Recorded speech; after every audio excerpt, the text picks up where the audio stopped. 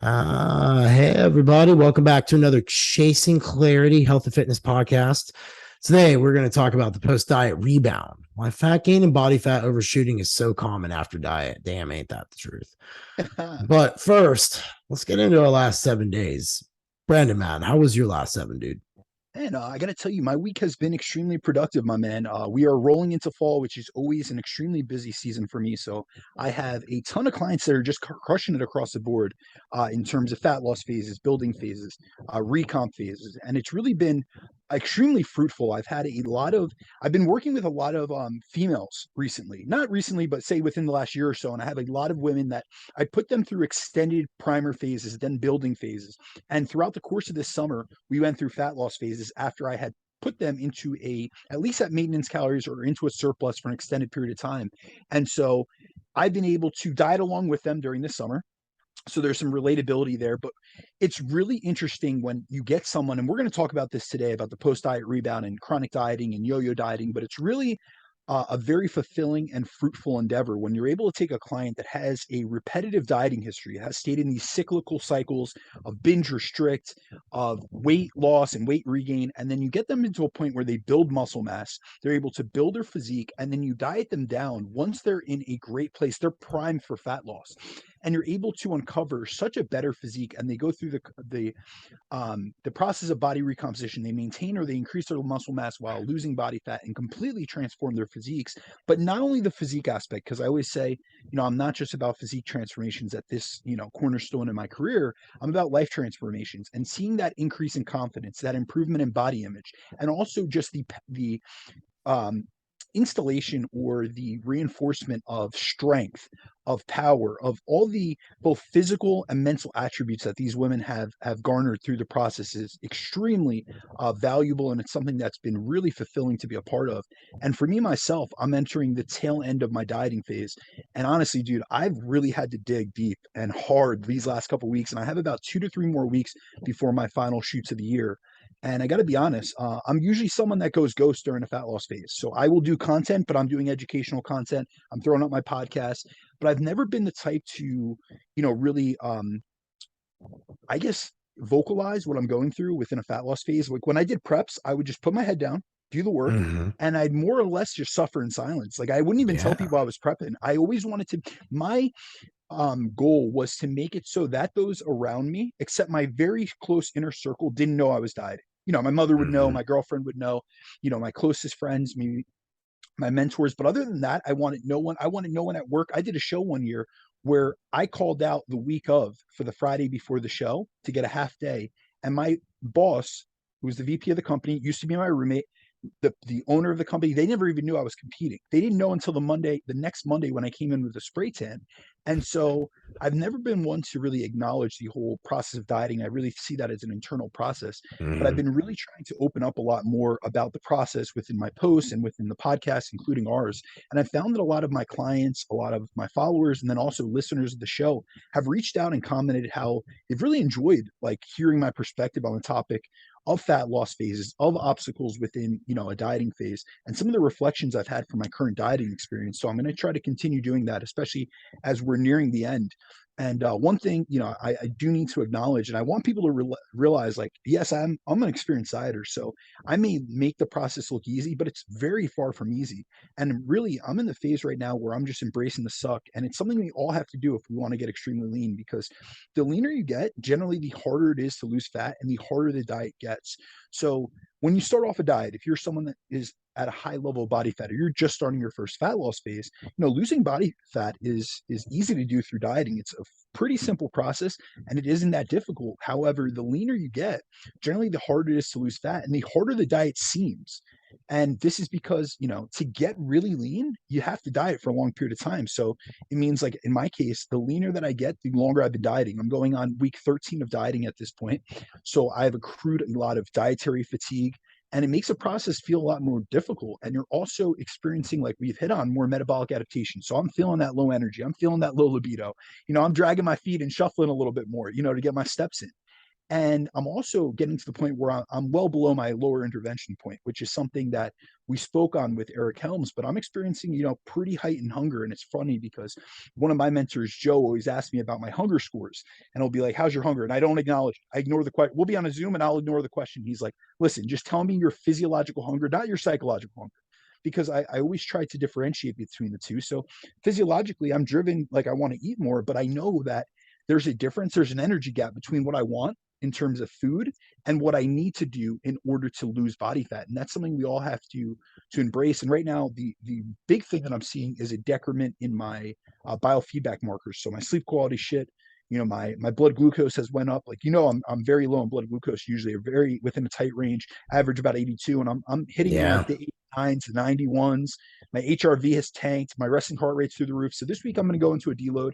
I do an auto-regulated deload fashion. So I don't do a paradigm where I accumulate for a certain amount of weeks and then like a 4-to-1 paradigm or something that's preset. I do it based off my physiological markers, my biofeedback. And I got into week 6 of this mesocycle and I just feel trash, man. I feel wrecked. So it's time to pull back a little bit and pull back in the sense of training, because I feel like training is one of my highest um influencers of the fatigue that I'm feeling right now, the accumulated fatigue that I'm experiencing. And so I'm going to pull back. And I remind my clients about this. It's not like a step back. We're pulling back to be able to push forward, but I'm taking a step to the side to make leaps forward so that I could dissipate some of this fatigue, stay within a deficit, and then move forward and really nail these next couple of weeks of both training as well as the diet and really peak my physique when it comes to my final fat loss phases. So I wanted to share that with the audience. But other than that, man, everything's going well. Business is very good. I'm a fortunate individual that I have a lot of dieting experience, so I don't let the mental brain fog really get to me from dieting. Like I really try to stay locked in. I schedule literally everything down to the minute, as you very well know. And so all is good on that front. But tell me about your week, my man. Oh man, dude. Week's been good. I've got like a little business stresses I've got to kind of sort out that you're aware of and kind of make my decisions on directions I want to go. Jason Coley moves to Nashville as of tomorrow, so he'll be taking Hell over the yeah. director of training for Iron House and RF. And that was super cool to have someone want to merge in with me, and like trust me that we could both teach and lead each other to where we want to get to. That's mutually beneficial. And then the last big thing, man, was I went to that art of coaching with Brett Bartholomew down there in Murfreesboro. So it's about 30 minutes from my house. It was the first workshop where I actually like did work. Like the whole second day was nothing but like scenarios. So for example, I played a guy's mom and the guy was mad because mom was selling the land before that was promised to him in the will. So I had to be like, well, do you ever think that maybe I didn't save enough money to be able to afford it and I didn't plan on living this long? And who promised you anything? And just because, like, I had to like play like they wanted you to be real extreme, but the idea is so you can like sit there and break people down and like understand ways to get through. So I got to go through scenarios like I wanted to work on, and people got to go through like that with me. It was really cool because you could then understand the archetypes that Carl Jung talks about like a little bit more. And he has his own in his book, Coach's Consciousness. But I would tell everybody this. It was the first time I've ever gone to a communication seminar, and it was great. Like it was very engaging. I learned a lot. The people I met were great. That's So incredible, man. It looked yeah, like a no. great time, and you had great feedback on it. So I was excited for you to be able to share some on the show. I Yeah, know that I know that Aaron had done it previously, and for those that don't know, Aaron is one of your top trainers and top coaches under yeah, you.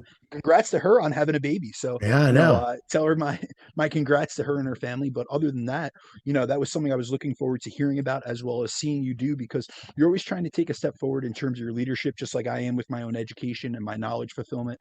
And so it's great that we have different interests. And that's what I really like. We have different perspectives, different approaches, and different interests. But then we're able to coordinate and collaborate on different projects, such as this podcast, Yeah, or just going back and forth on ideas. And we bring different things to the table, which is hugely beneficial. Like you are who you surround yourself with.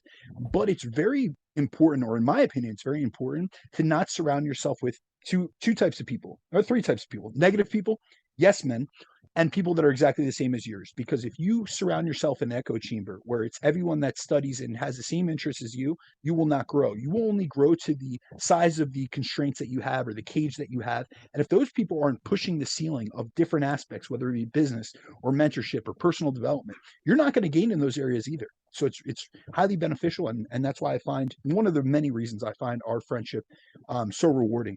Yeah, well, thank you, man. Like I said, if you guys are listening, whether you're a coach or not, anyone can always benefit from communication. Um, it's like there's this really good book. It's called Crucial Conversations. And it's like it's the psychology of being able to have those. And there's another one called nonverbal communication or nonviolent communication. There's some really good books out there on communication, but this was, like I said, the first seminar that I was like slightly uncomfortable in because you were on your, like, like you just didn't know when they were going to call you. There was like a lot of like you had to just create, and it was really cool. Like I said, maybe we'll all go to one time. I'll drag you all to one because he does these different ones and there's different levels to it. So, but overall, he was a great guy. If you guys are listening, he's got a great podcast. He goes over leadership and psychology of it. It's The Art of Coaching. So give Brett a good follow and a good love. He's worth it. But let's get into our topic. Okay, so today we're going to talk about why fat regain and body fat overshooting is so common after diet. We've all been there. I can say I know you all comment, you guys like time with Dad Jeff when I talk about like the good old days of bodybuilding. And I came up in the 90s and it was a handful of anabars in the gym and needles getting thrown in everyone's ass in the locker room. But nonetheless, when you came out of these shows, my first show in 2006, it was, oh, you got to eat a bunch of food and you just go train hard and you up your gear. Anabolic rebound. Yeah, anabolic rebound, and you get fat. You just would get fat. It never made any sense. It was, I believe Dorian Yates was the one who talked about it. So I don't know what Dorian did different than me. I'm sure it was way better than what I was doing. But nonetheless, there's a very sensitive time after you do a show, especially when you're post contact or post diet. And a lot of the average Joes and average Jans that I coach have a hard time understanding this. And that's what you see with yo-yo dieting. And now you're seeing a diet culture that has been affected by decades of yo-yo dieting where people are really metabolically, needing help and needing the education to work their way out of it. So we thought we would talk on this one today. So what we wanted to begin with, though, is how common regaining fat is after a dieting phase. All right. So to start off, I want to make this very clear. This podcast is for competitors, for lifestyle clients, for all people, because when I go through the research on this and I look at both competitors, I look at lifestyle clientele, I look at obese populations, this is a commonality. Fat gain post-diet is extremely common. And even in my own practice within coaching, one of the most common reasons I have new clients come to me is because they've tried to diet and lose fat on their own and they've lost some weight and some body fat throughout the process, but they have quickly regained all of it back shortly after finishing the diet. And it's situations like this that have led many to believe that diets don't work. And this idea has been all the more reinforced by statistics that show that up to 95% of diets fail. And the issue with statistics like this is that they're often misinterpreted and they cause people and those that hear it to believe that 95% of diets fail and do not lead to fat loss, which is not the case whatsoever. In reality, research finds that 6 out of every 7 individuals who go on a fat loss diet are successful in losing a substantial amount of body fat and weight. So the problem isn't with dieting for fat loss, it's with maintaining that fat loss after the diet. So it's not actually that 95% of diets fail. What the research on the topic of diet recidivism actually shows is that within 1 year of finishing a diet, up to 80% of dieters will regain all the weight they lost during their fat loss phase. Then when we take that out to the 2-year point, the percentage of dieters who regain their weight is up to 85%. And at 3 years, research finds that up to 95% of those who lose weight will have regained all the weight they lost, which is why it's so commonly said that 95% of diets fail, due to the fact that within those 3 years of completing a diet, 95% of those who went on a diet will have regained the body fat that they lost, and only 5% of those individuals on average will have kept it off. So really, if we look at this, it's not that 95% of diets fail, it's that 95% of dieters fail to maintain the fat loss results they achieve during the diet itself. So the issue isn't really with dieting itself. It's partially is due to how people approach diets, but it's mostly with how people approach the post-diet phase and with weight loss maintenance. And the fact is So that real quick, most can I ask a clarifying question too? Because you say phase into maintenance. So are you saying that that phase ends and then you would technically go into another phase of maintenance? Just clearing that up for like more of our Weekend 100%. Warrior average Joseph So Jansen would be the like, what? the diet does not end the day that you finish the diet. There is a phase after the diet that needs to be looked at as maintaining the weight loss that you sustain during the diet itself. Because think about it. If you go back, say you change your life, you modified your behaviors, you improved your habits, you went into a deficit, and you improved your approach to nutrition, your activity levels, your training, you dialed all these variables in. Well, if you finish the diet and the day after the diet you go right back to your old previous habits, what are you going to recede back to? The person you were, the body shape, and the composition you were previous to the diet. And why did you start the diet to begin with? Most likely because you were unhappy with where you started. So the fact is that most are likely to lose fat but not maintain fat loss. And it's something that I often discuss with my clients during their fat loss phases themselves, as I want to increase their awareness of the fact that the post diet phase is just as important as the fat loss phase for them when it comes to achieving their body composition goals. We can't just focus on fat loss, which is what many coaches do. They sell a sexy story. Hey, I have a 6-week shred transformation, or a 4-week fat loss challenge, and this, that, and the other, but they never focus on the maintenance phase. And now what's even worse about these statistics is the fact that out of those who regain the weight they lost, 1/3 to 2/3 of those individuals will actually regain more body fat than they lost in the first place. So they basically end up with a worse body composition than they started with, which is often referred to as the body fat overshooting effect. Okay, I appreciate you clearing that. So now, what is the body? I think you got to break that down, because I think people be like, well, let me ask this question, or phrase it this way: why would the body overshoot?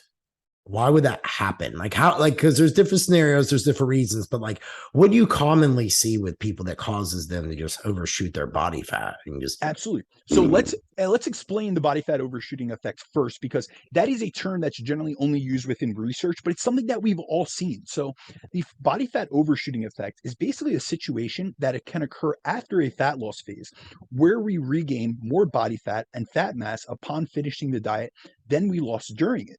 So where I see this most prevalent is when someone goes into an aggressive fat loss phase, where they lose a significant amount of weight, and we start seeing certain symptoms come up. So we'll experience increased hunger. They'll have a heightened drive to eat, a lack of fullness after meals, and potentially intense food focus. And now we have to realize that there are ways to mitigate these effects, but they're not completely avoidable. So we all experience these because they are a part of diet-induced metabolic adaptations, which is something that we covered in detail numerous times on previous episodes of the podcast. So if you guys want to go back, we actually did a metabolism series, but we also did a metabolic adaptation masterclass. I believe it was termed. So go back through that and we go through all of these things.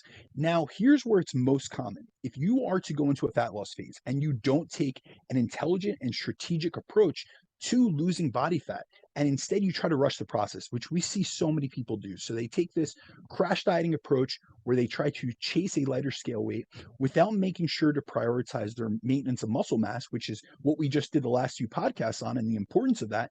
You put yourself in a situation where your body will experience an even stronger both biological and physiological drive to rapidly regain the body mass you've lost. And this is what can result in body fat overshooting, which happens when you lose a large amount of fat-free mass, which includes your muscle. So one of the largest negative effects we see from losing fat-free mass in muscle is what's called hyperphagia, which is an extreme feeling of hunger.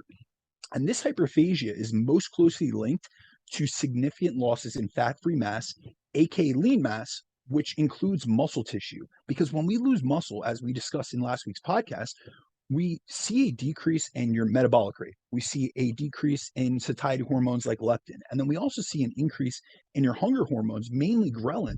So this persistent feeling of hunger, this insatiable hunger, will continue until you regain the muscle mass you've lost from dieting incorrectly. So essentially what happens is this increased drive to eat and this heightened hunger builds up, and it causes you to, because it Mhm. builds up because you want to your body wants to regain that lost tissue, and it's so strong that it often results in people finishing a diet and then overeating and taking in far too many calories, where they'll actually overcompensate in terms of their energy intake, and they'll go far beyond their maintenance calorie intake, which results in a ton of weight gain almost like immediately, like very quickly upon finishing the fat loss diet.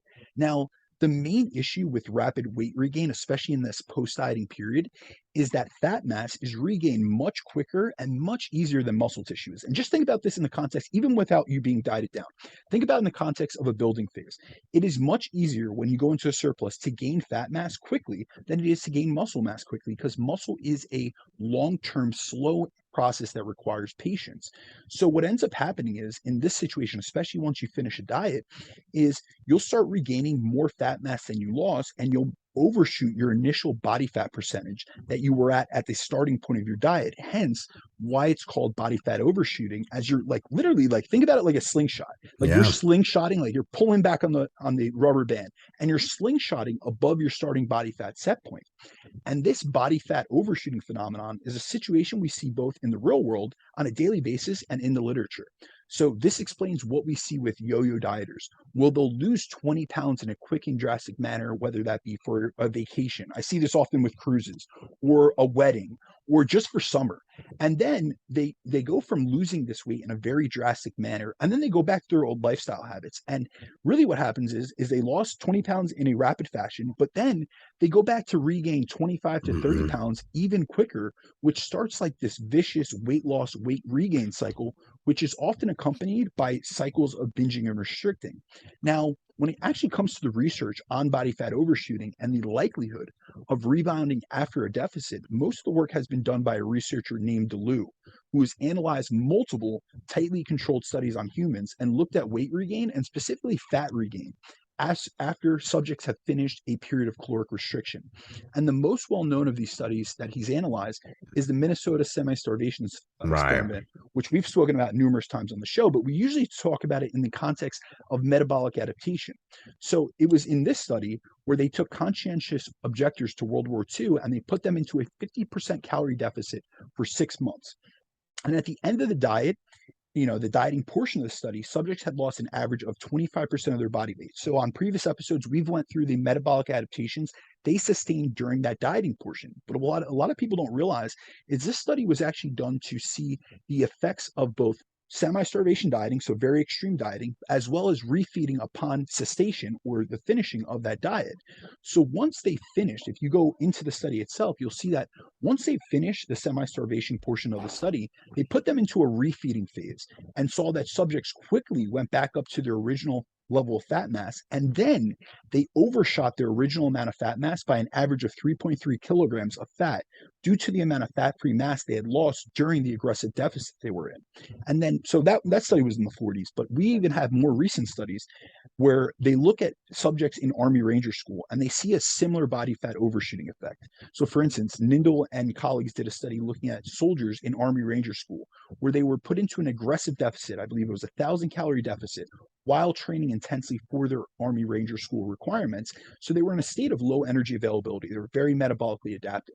Now, after finishing the very intense portion of the Ranger School, they followed the subjects, and the subjects started eating normally, and they regained and overshot their original weight by 5 kilograms on average, with a significant portion of that coming from fat mass. And then another study on Army Rangers observed a very similar body fat overshooting effect, where participants were refed for just 4 weeks after being in a 1,000 calorie deficit, and found that subjects overshot their original weight by 2.4 kilograms, with 40% of that coming purely from body fat.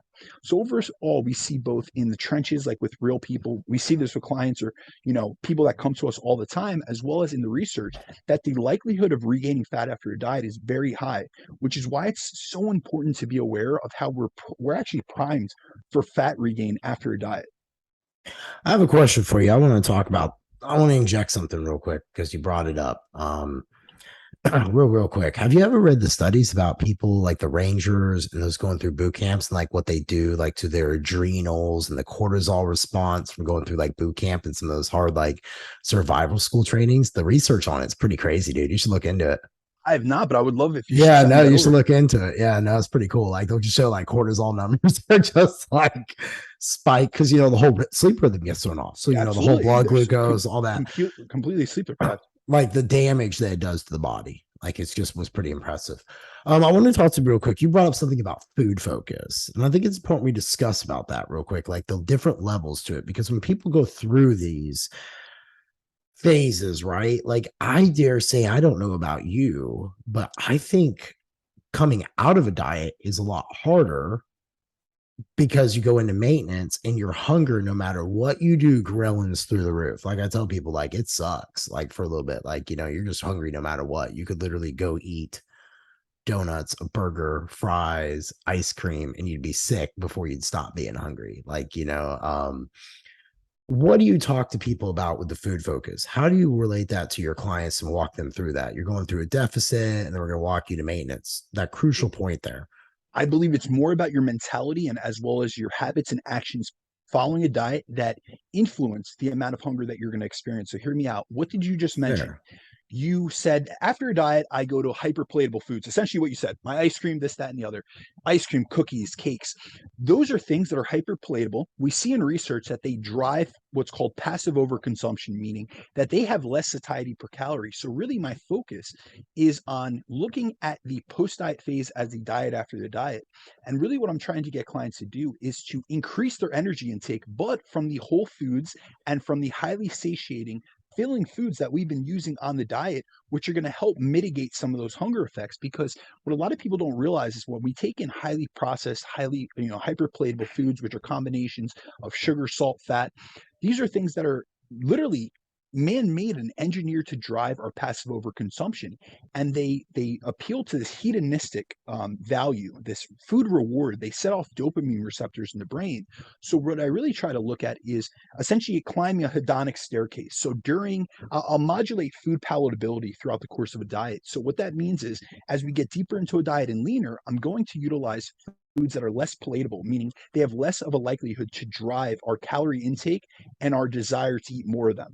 So for instance, I might transition someone from a lot of food variety and a lot of hyper palatable, tasty foods to, their processed foods to less processed, more single ingredient whole food items that are combinations of high protein, which is known to be satiating, higher in fiber, so they're going to have more food volume, and lower energy density, meaning they have less calories per gram, as well as highly satiating foods. So instead of having potato chips in one of their meals or, a processed carbohydrate like a Pop Tart, I might transition to something like a high satiety food like potato. Now, when we go into the maintenance phase, we can't just disregard and throw out all the habits that have led us to success. Because think about it, if you really think about the process of a diet, you are building better habits, which you can include and use going forward to continue being Mhm. successful. So it's not that the diet that got you there, got you to the goal composition that you wanted to achieve is what you need to continue on from a caloric perspective. But I really like them to maintain a lot of the positive habits around food selection, macronutrient composition, meaning if they're utilizing high protein in every meal, I want them to keep that. And I want them to keep like a base level template to their meals. And we're going to increase the actual volume of those meals and the fullness that they get from them because we're increasing calories during that maintenance phase. But where I see a lot of people go wrong, especially in the initial portions of that maintenance phase. So say they finish a diet and within the first 1 to 4 weeks, what I see a lot of people do is they go to cheat meals. They start throwing in more processed foods. They start completely changing their food Yep. selection. So they start disregarding regarding protein, and they stop utilizing all the hunger management strategies and tools that they utilize during a diet. So, for instance, what I see with a lot of people is they stop, utilizing diet hacks, I guess you could say, or like your diet cokes. They start drinking more of their calories. They're over consuming on things that have empty calories that aren't providing any satiety. So they're having more alcoholic beverages. And it's one thing to have a little bit of flexibility, but another thing is to discard all of the positive habits, especially around food choice and food selection, that led you to the promised land. And the promised land is a leaner physique. So if you want to maintain a leaner physique, we don't have to stay in a deficit forever, because I want people right out of a deficit after a fat loss phase. But I want for the first 1 to 4 weeks for them to maintain a lot of the positive habits so that we can lower that hunger. We can lower those ghrelin levels, because we see in a lot of the metabolic adaptation research that 4 weeks at maintenance is enough to reverse a lot of the metabolic adaptations sustained from dieting. And within 2 to 3 months, we can have full reversal of them. So that first 4 week period is very crucial to me. And I want them to limit their consumption of processed foods, of tasty foods, of hyperpalatable foods, because a lot of times what ends up happening is someone goes and gets a cheat meal the night their diet finishes, or the night their show is done, and they eat everything in sight, and it almost opens up the floodgates. Like, they think that they're going to feed a craving, but what we actually see in the psychology and the neuroscience research around cravings is that exposing yourself to a craving, both physically from a visual perspective as well as from a food consumption perspective, only exacerbates or only increases the likelihood for craving that item, because it brings it top to mind. So you get that dopamine release, you get that fulfillment from that food, and then you're more likely to crave that in the future. And when you're done with the diet, we have to realize that a large portion of dieting is a motivational factor. So you have an end goal in mind. But when you discard that, I feel like a lot of people struggle with the post diet period because A, they don't think about it or discuss it with their coach previous to it, which is why I always bring this up to clients. And B, they look at maintenance as this nebulous goal, meaning that it's not a clear cut objective. Whereas I make it very clear. Hey, listen, to my clients, we have a goal. We have a goal of maintaining a lean, muscular physique. So you still have a body composition goal. It's not like we hit a finish line and we're done. We ran right past through the finish line. It's like this is a checkpoint in our destination to a leaner, fitter, healthier physique long term. So we hit a checkpoint, but we have more to go. So there's still goals on the horizon. We still have motivation, both intrinsic and extrinsic, and we still have habits, behaviors, and a lifestyle to maintain to be able to sustain the results that you got. Yeah, I really appreciate you summarizing that, because I think that that's important, because okay, we got to clean up a little bit about like why we're primed for fat regain, because we kind of went down on that food focused stuff. But I think that that's what you see is people get to the end of the diet and then they just go, okay, I'm just going to go do this one meal or this two meal or this thing, and then But it opens up the floodgates. exactly, One turns to two, turns to a week. exactly. And I do think that there's finding some moderation there. But I will say this, I don't watch food porn like people do during prep and stuff like that. I'm like, that to me is just torture. I'd just rather, like, with Ship Now, I just get my shit dropped off at my house. Like, I don't gotta like worry about walking through a grocery store or when the bakery's baking donuts and being like, oh, this sucks to smell while I'm walking through a store, and shit like that. So this is always the analogy that I give my clients. And so early on, I worked out of a gym and I was a personal trainer, and it was in an area. It was a good area. However, we had a lot of I'm just gonna be honest, former convicts and former addicts that went to that gym. It was a very hardcore gym in the Jersey Shore area. And so I worked with a lot of former, addicts, people that, had been addicted to narcotics or were alcoholics. And when we would speak about food, when I would talk about food porn with them, or avoiding food porn, or avoiding or improving their food environment, meaning their close proximity. We see in research that the closer that foods are in proximity to your reach or into your area. So if you have chocolates, they have research studies on this. There are chocolate candies on a person's desk as compared to across the room in a different room. You are more likely to overconsume calories from those chocolates by 50% or more due to them being in such close proximity. So basically within your reach. So I used to explain to a lot of my clients, and I still do, I use this analogy. If you were a smoker and you had given up cigarettes, would you still hang out or, go in areas that everyone smoked at? Or if you were an alcoholic, would you still frequent bars every single weekend? Most likely you wouldn't. So if you're dealing with issues around food, around moderating your food intake, why are you going to put that in your house where you have constant exposure to them? You should really look at modifying your food environment and eliminating food triggers. And if you can't eliminate them, say I work with a lot of busy parents, you're a parent yourself, you know this. You have to have them in the house for your kids. Well, just put them in a pantry where you don't have. Fuck no, I don't got that in my pantry. I know you don't, because I've been to your house. So I'm just saying, I talk about this with my clients that are parents. I just say, listen, put it in a pantry that you don't have either easy access to, or B, you don't access readily. So if it's a mother, I work with a lot of moms out there, and I'll just tell them, listen, put your kids' snacks and things that that are trigger foods for you, or put them in the area or in the pantry within your house that you go to least often. So you're least likely. It's not like every time you open up to get your oatmeal and to get your protein powder that you see this sitting right in front of you, these chocolate chip cookies that is a trigger food for you. So just keep it out of sight, out of mind, both visually, food exposure. Don't keep it out on your counter. We actually do have research that shows that foods that are out on your counter are more likely to be passively overconsumed. So I'll even tell them, listen, if you have to have snacks out in your cupboard, do yourself and your family a favor by having fruits out or something, Yeah. vegetables, something that's going to aid everyone in both, you know, improving their body composition, improving their health, and then also moderating their hunger and appetite. All right. So I'm gonna give my bad parenting moment. When people talk to me about this, I'm like, it's very simple. Just don't bring it in the fucking house, and your kids will eat eventually what you eat. Like Keegan, the oatmeal, the fruit, the rice cakes, the peanut butter, the rice, the chicken. The only thing he has that's kind of bad would be he makes himself a sandwich in which he uses all organic deli meat.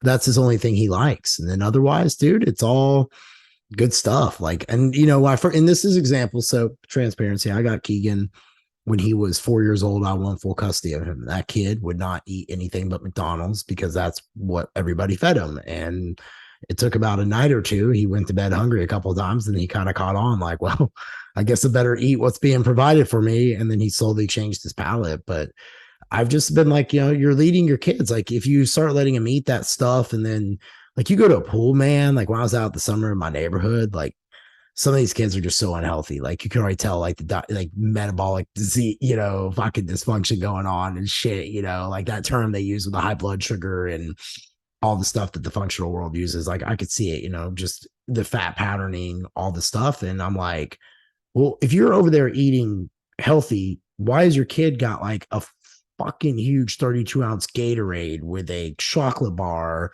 and a bag of chips when you're over there eating like fruits and figs? Do you know what I mean? Like, it's just like, do it for the whole family. So anyway, I'm a terrible parent. You all now know that. And I'm an asshole and I judge, but it's okay. Hey, you guys get to know more about me. So why would you like to say that we're primed for fat gain then after a diet? All right. So for people to have a better understanding of the physiology around fat regain after diet, when we finish a fat loss diet, our body is essentially primed for fat regain and fat storage more than it is anything else. And this is basically due and mainly due to the physiological state we're in after being in an energy deficit for a prolonged period of time, which causes us to experience multiple metabolic and hormonal adaptations. So let's think about it. The fact that our total daily energy expenditure, or the total amount of calories per day that we burn, has dropped substantially, and thus the amount of calories we can eat and maintain our body composition has significantly increased throughout the course of the diet. We also see that our metabolic rate is lower. Our thyroid hormone production is lower, which impacts both our metabolic rate and our energy expenditure. Then, if we've gotten really lean, we see that sex hormones like testosterone and estrogen Yeah. have decreased and been downregulated. We see catabolic hormones like cortisol have increased due to the stress of dieting and just stress from life in general. And then also anti-catabolic hormones like insulin and IGF-1 are decreased. Then we also see that our NEAT levels are substantially decreased. We've covered this numerous times on the show. So we're burning less calories throughout the course of the day. And then when it comes from a hunger perspective, our main hunger hormone ghrelin has significantly increased across the course of the diet, while satiety hormones like leptin and peptide YY have decreased. So both on the energy in and the energy outside of the equation, our energy in, we're having a drive to eat more, and then we also have our calorie burn is lowered. So now we're in a state where if we do increase our calories, we're more likely to restore that energy. But the change that's most overlooked after a fat loss phase, but is directly tied to this body fat overshoot effect and the likelihood of body fat regain, or the why we're so likely and so primed for fat gain after a diet, is the change in our level of insulin sensitivity following a fat loss phase. And what many don't realize is insulin sensitivity is increased after a diet, both at the level of our muscle, which Mm-hmm. is a good thing. So that's a very Right. positive thing. We see fasted blood glucose go down, fasted insulin, HbA1c, very positive things from a health marker perspective. But what a lot of people don't realize is that applies both to the muscle tissue as well as to our adipose tissue, which means our fat cells become more insulin sensitive and receptive to nutrients after a diet. And this is because when we lose fat during a fat loss phase, our fat cells shrink, which increases their sensitivity to the hormone insulin. So the process of losing fat essentially depletes fat cells. Because think about it, we're liberating fat out of a fat cell and utilizing it for energy. So these fat cells have become depleted of their energy stores, which essentially sensitizes and primes adipocytes, which are fat cells, to uptake both fatty acids from fat, the dietary fat we take in, and then glucose from the carbohydrates we take in when we consume either carbs or fats in excess. So if we end a diet and we overeat or go into a surplus or have cheat meals and have a bunch of hyperpalatable foods that drive our passive consumption, meaning it drives our desire and our actions towards food, they're preferentially, those extra calories are going to be preferentially shuttled and stored in fat cells. So the Yeah. best way, I always try to explain this to clients, because this is really on a physiological side, but I'm going to take an analogy because I find that to really work with a lot of my clients. Is the best way to think of this effect is to look at or think about fat cells like sponges. So when you take a sponge and you put it into a bucket of water, and then you were to take, say you were to take that filled sponge and you were try to pick up a spill on a counter, it's going to be unable to take up any more water because it's like filled to the brim. It's completely, logged.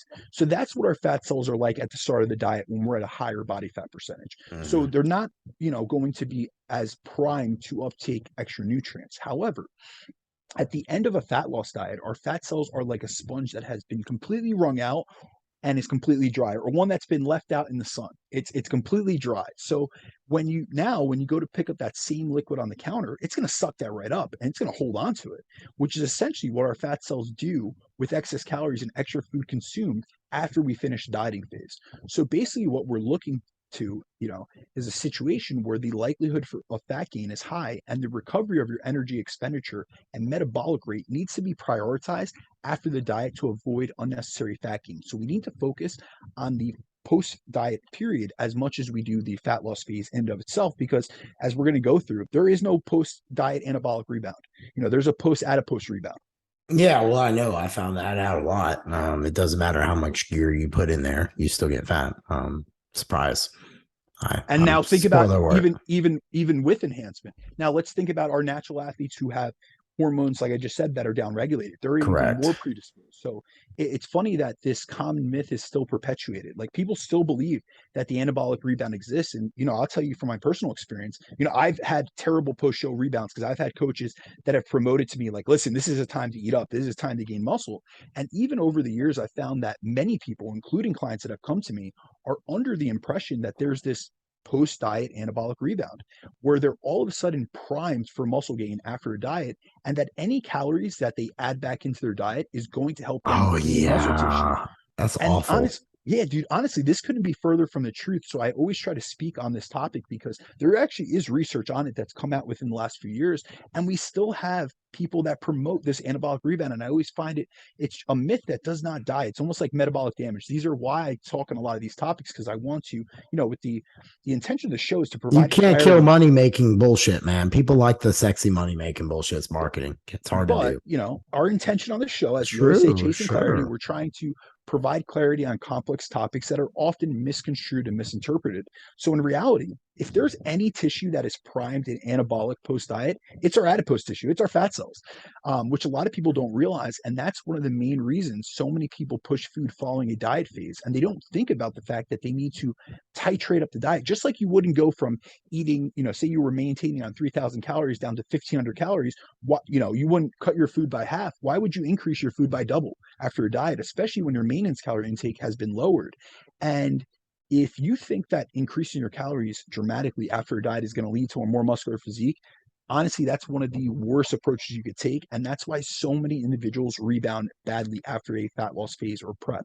And we have a few studies that actually look at competitive bodybuilders to see what happens after they exit the prep phase itself. And, we have a study from a few years ago by a pro bodybuilder himself and a researcher. And this guy's name is Eric Trexler. And what he and his colleagues found was when they did a study, they followed both male and female physique competitors, and they monitored their body composition and hormones, both pre and post contest. And they first assessed them 1 week pre-contest, then 1 week post-show, so 1 week after they had finished the show, and then they had competitors come in one more time into the lab at the 6 week post-show period. And at each of these time points, they had them come into the lab and assess their level of lean body mass, their fat mass, and their testosterone values. And they also measured their body water both at the 1 week pre-contest and the 1 week post-contest. And then they took all these analyses and they compared all the time points, across each other. And at the 1 week post-show mark, they saw a significant increase in lean mass. But when they looked at this in greater detail, they saw competitors were up by 2 kilograms or 4.4 pounds on Mm. average, but this was due to an increase in total body water, which came from an increase in glycogen in water from reintroducing carbs. So really, they had increased their carb intake, they had reintroduced food, so they were replenishing glycogen, and with glycogen comes every gram of carbohydrates that we store in muscle as glycogen comes 3 to 4 grams of water. So after the show, they hadn't gained any muscle at all in that 1 week post diet period, but we wouldn't expect within 1 week anyone to, regain tissue.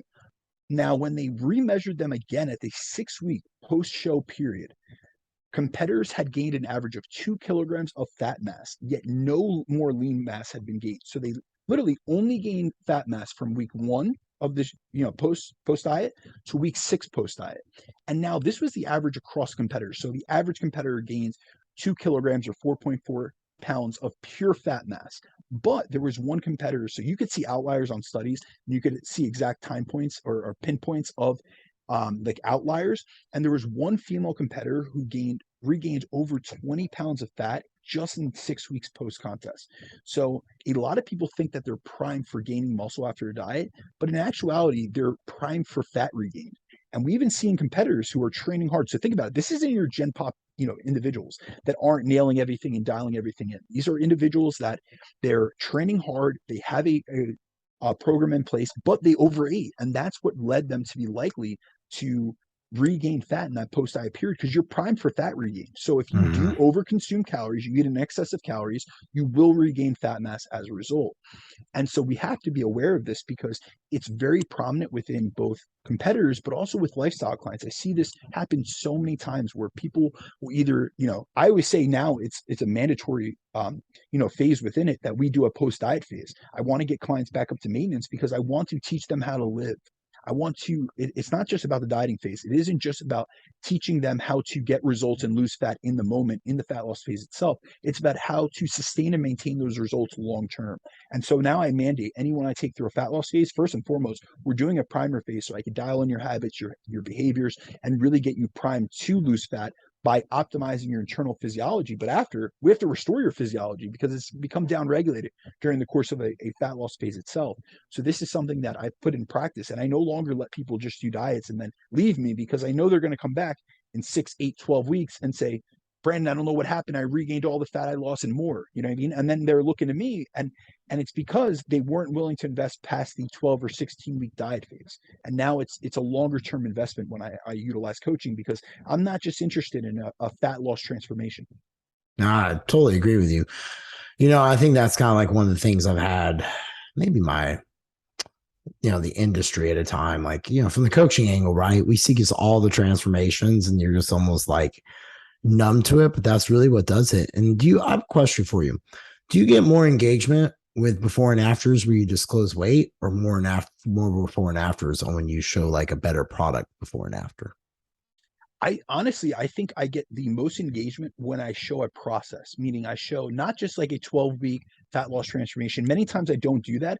I'll take people through phases and show them, this was what I did in a primer phase. This is where they came to me. This is where they ended up in a primer phase. Right. Then from the primer phase to maybe the fat loss phase or the body recomposition phase. I take them over longer time courses. So often my transformations, unless it's a prep, isn't like an 8, 12, 16-week transformation. It's like a 6-month transformation. I show people the entire process. We went 3 months into a primer phase, and then we went 3 months into a fat loss phase, or we went 3 months into a building, 3 or 4 months into a building phase, then we did a 2-month mini cut.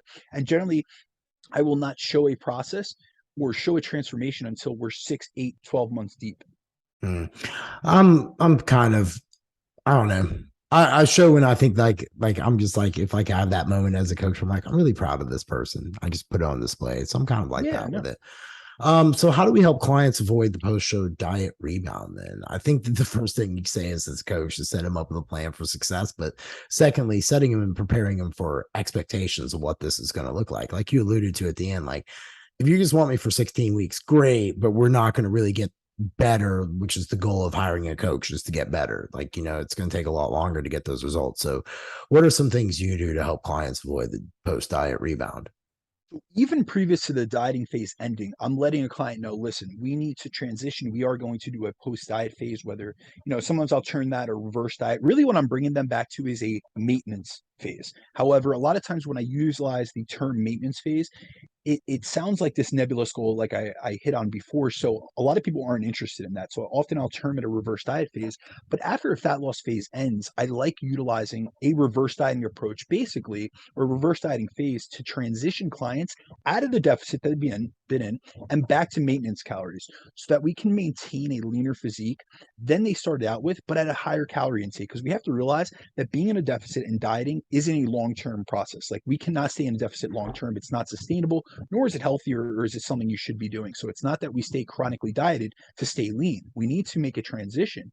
But what I find is that many struggle with and fail to be able to achieve the act or the art of maintaining fat loss after a dieting phase ends. And Mm. that's mostly because I see two things very commonly, and a lot of people come to me and I always go through their dieting history. And the two things that I see most common as to why someone failed their previous diet, meaning why did you regain after your previous diet? You've been successful in losing weight previously, but what were the reasons as to why you regained after your diet? And two things I see most common on my intake forms and that I've heard from client consultations and different things is people after a diet, they'll overindulge and they'll overeat after the fat loss phase ends, or they go right back to the way they ate prior to the diet. So they go right back to their old habits and behaviors. But in either case, they end up in a surplus, which results in an excessive amount of weight gain, which predominantly comes from body fat. So, in order to help clients avoid this rapid fat regain and prevent body fat overshooting, I will transition clients right into a reverse diet phase, or I'll use it to find their new maintenance calorie intake. So, I'm immediately getting them back up to maintenance because that's what we see to reverse many of the metabolic adaptations associated with being in a deficit. And so what I'll do is I'll get them right back to what I think is their predicted maintenance based off their rate of loss. And then I'm really focusing on continuing to titrate up calories above that as I work on helping them recover from the diet and continue to reverse any of the metabolic adaptations that I see sustained from the deficit. So really what I'm looking to is their biofeedback. I'm looking at what were the markers that were most downregulated. Was it low energy? Was it disturbed sleep quality? And I'm increasing calories and monitoring their body composition, their biofeedback, their training intensity, training recovery, and seeing and aligning all these things and trying to find trends as well as making adjustments based off their feedback. And so I found utilizing like a strategic post-diet period to be really beneficial with clients, as it allows me to do many things. It allows me to increase their calorie intake so they're no longer feeling drained from the deficit itself. I'm able to reverse much of the down regulations in their total daily energy expenditure that were present in the diet. Because as we've covered many times in the show, when you're in a deficit, when you eat less, you burn less. So if less calories coming in, less calories going out. So as I put more calories into their place, I'm also able to get their body to burn more, which is that whole philosophy that I Mm-hmm. speak on with the high flux lifestyle, where I want people eating more and moving more. So eating more, burning more calories. I'm able to keep them lean because I have them following a strategically designed plan rather than having them do what most dieters do, which is eat everything in sight or go back to their old habits, which led them to a body composition they weren't happy with in the first place. And then I'm really focusing, I like the term recovery diet, especially with my competitors, because we're really trying to recover from the deficit itself, and we're trying to drop any dietary fatigue that has been lingering.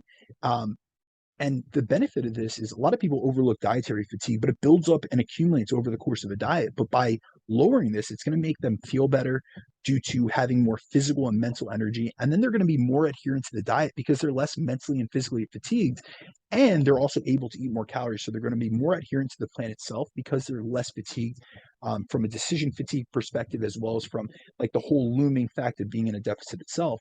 And then it also allows me this titrated method of reverse dieting a client and getting them to maintenance and above maintenance allows me to see how much I can get a client to eat and maintain a lean physique on. And really throughout a reverse dieting phase into a maintenance phase is really where I start utilizing that high energy flux approach that I've covered both in our physique education collective seminar as well as on the podcast itself. Mm. Yeah, I think when I before I go, so this is where I kind of like want to summarize on my end, because I always get asked like, like what does a diet look like? Because I've gone through it a lot. And I feel like understanding like life in general when you go through dieting phases is not going to be perfect. So therefore, you're going to have things that happen. Like I can speak to this as a parent. I can go through diets and things are going to happen that I've got to be prepared for. And when you come out on the other side, it's not a holy grail. It's just more work, but the work is more rewarding. what you get for coming out of the other side of a diet if you really master the other end of it. And I always try to challenge my clients to look at it as just another piece of the challenge. Like, you know what I mean? It's another chance to get better. It's like, all right, like I did 16 weeks. All right, I'm ready for another 16 weeks towards health restoration, like we talked about. I'm ready for another 16 weeks towards, working on improvements in the gym and making sure that like I still maintain these great habits that I built, because a lot of people will just get to 16 weeks, like, okay, I'm done. You know what I mean? And I'm like, oh, come on. I always tell clients that the diet doesn't end the day the deficit ends. This is I want them to realize that dieting, it comes from the Greek word dieta, which means way of life. So really what I'm trying to do is make this a way of life. And when I say diet, I want people to realize when I say diet is not synonymous with an energy deficit, meaning caloric restriction. A diet is the way that we eat, the pattern, the habits, the behaviors we have around food, our relationship with food. It's the way you view food, not looking at food in this black and white dichotomous viewpoint. And so when I say diet, there's a diet after the diet, but it's just a transitionary phase, meaning we have goals within one phase. The goal right now within the fat loss phase is to effectively lose body fat. But as we transition to the next phase, now it's to maintain a leaner, healthier physique and recover from the active dieting phase itself.